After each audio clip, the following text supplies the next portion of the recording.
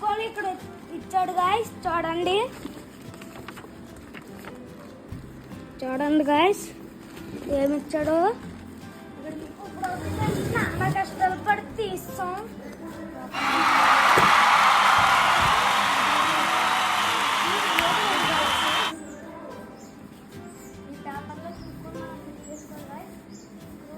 Let's go. Fit చేసి మళ్ళీ మీకు చూపిస్తాం గైస్. Let's go guys. ఇది అయితే పైన బిగితో ఉంది.